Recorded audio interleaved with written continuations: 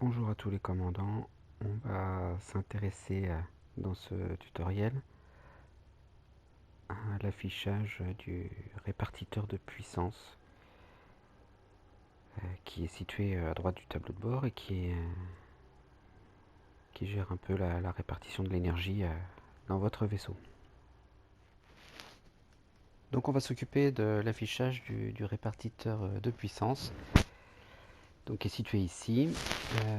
Il y a trois barres qui représentent les trois systèmes qui sont gérés par ce répartiteur. Donc ça se comprend tout seul, hein. Il y a SYS, donc c'est pour la partie système, principalement le bouclier.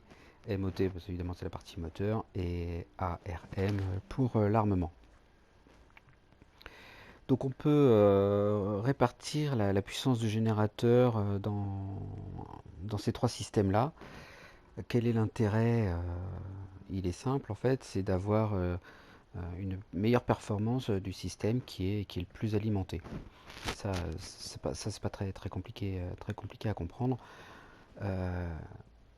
Ça se voit très bien avec les moteurs, c'est-à-dire que si toute la puissance n'est pas dirigée vers les moteurs, la vitesse maximale est réduite, tout simplement.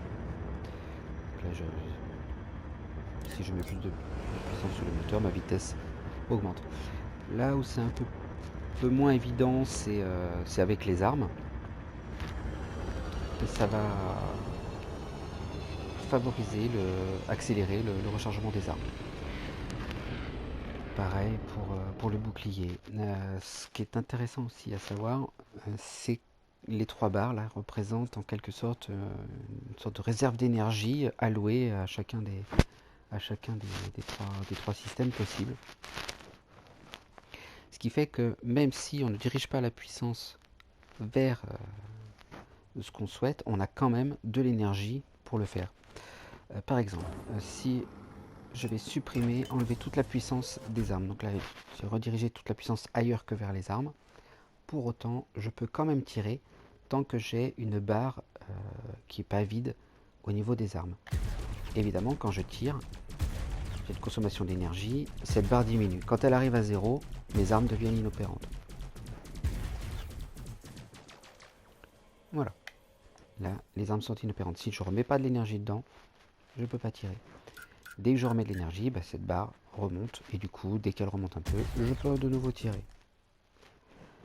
Il faut donc jongler en permanence pour que ces jauges ne soient jamais vides. Voilà. Pareil pour la partie système, ça va accélérer la recharge du bouclier. Donc en fait, tant que cette barre système n'est pas vide, votre bouclier va se recharger le plus vite possible. Vous pouvez donc diriger l'énergie ailleurs. Mais par contre, dès qu'elle est vide, le bouclier ne se recharge plus du tout. Voilà. Donc c'est vraiment quelque chose où il faut jongler en permanence. Évidemment, quand on fait de l'exploration, c'est pas très utile, surtout pour la partie combat.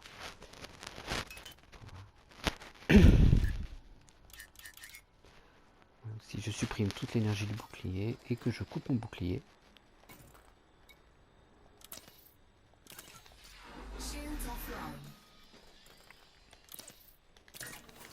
voilà, je le réactive. On va voir qu'il va se recharger tant que la barre de système ne sera pas vide. Et par contre, dès qu'elle sera vide, la recharge va s'arrêter.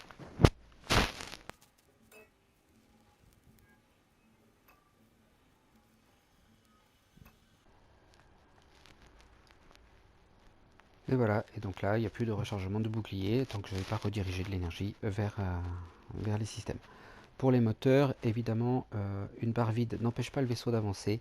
Ça concerne uniquement le boost des moteurs. Je supprime l'énergie des moteurs. Je démarre. On voit que mon boost fait diminuer la barre. Et là, je n'ai plus assez dans la barre pour activer un boost. Donc je ne peux plus suralimenter mes moteurs. Voilà, tout simplement. Donc il n'y a rien de compliqué, il faut juste bien avoir conscience que ces barres représentent la quantité d'énergie qui est disponible pour les moteurs. Et le contrôle qu'on a, c'est l'alimentation de ces barres. Voilà, tout simplement. Donc voilà, j'espère que cette vidéo vous aura été utile. Et je vous dis à bientôt.